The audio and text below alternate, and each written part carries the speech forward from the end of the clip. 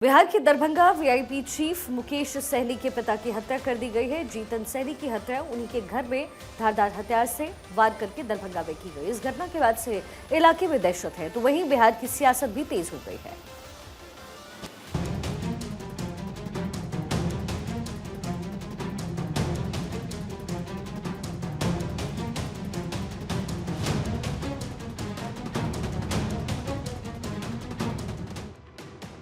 बिहार सरकार में कभी मंत्री रहे मुकेश सहनी के पिता जीतन सहनी की हत्या कर दी गई। घटना को अंजाम उस वक्त दिया गया जब दरभंगा स्थित अपने आवास पर जीतन सहनी मौजूद थे।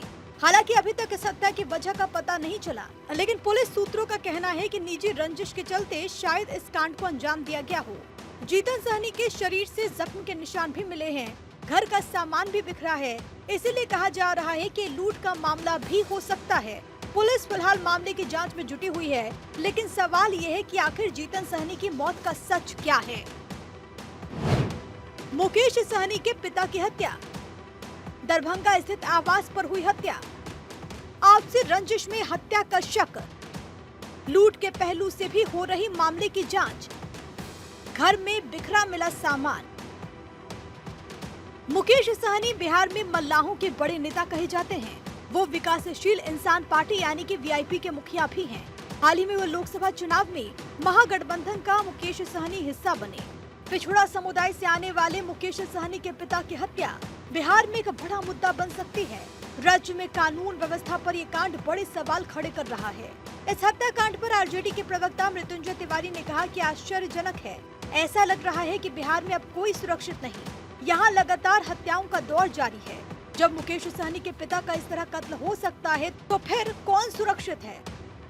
वही घटना पर उप मुख्यमंत्री सम्राट चौधरी ने कहा कि दोषियों को बख्शा नहीं जाएगा। मुकेश सहनी जी के पिताजी की हत्या अत्यंत ही दुर्भाग्यपूर्ण है, दुख का विषय है, खेद का विषय है।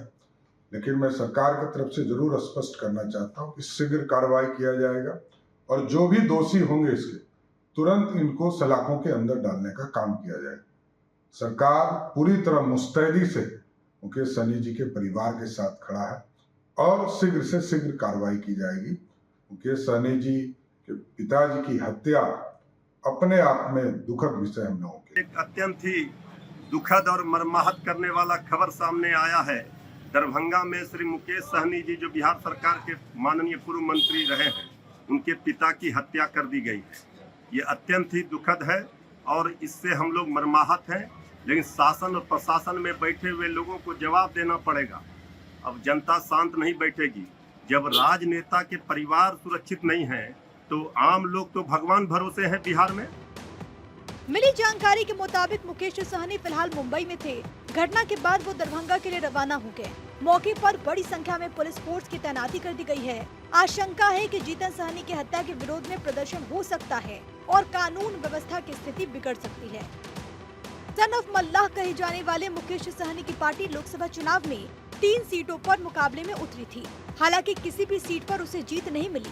तेजस्वी यादव के साथ नवरात्रि के मौके पर मछली खाने वाला वीडियो बनाने पर मुकेश सहनी घिर गए थे। इसी बीच खबर ये भी है कि पारिवारिक सूत्र कह रहे हैं कि मुकेश सहनी के पिता घर में अकेले ही रहते थे। मुकेश सहनी की मां का निधन 10 साल पहले हो चुका था।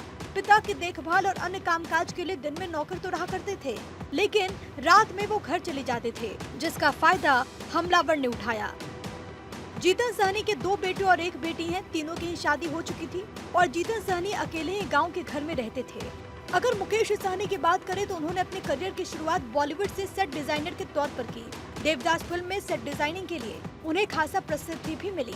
कभी बीजेपी के लिए प्रचार करने वाले सहनी ने मल्लाह समुदाय की आवाज उठाने के लिए अपनी राजनीतिक पार्टी बनाई, जिसका नाम उन्होंने वीआईपी रखा। विकासशील इंसान पार्टी के प्रमुख हैं सहनी। सहनी की पहचान सन ऑफ मल्लाह की है। सहनी मूलतः मल्लाह निषाद की राजनीति करते हैं। चुनाव से पहले महागठबंधन में शामिल हो गए थे।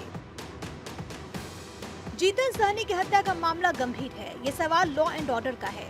सवाल इसलिए भी क्योंकि बिहार में हाल के दिनों में अपराध का ग्राफ बढ़ा है और अब एक नेता के पिता की हत्या उन्हीं के घर में हो जाती है, जिससे सवाल उठता है कि बिहार में न नेता और नेता का परिवार सुरक्षित है और न ही आम आदमी।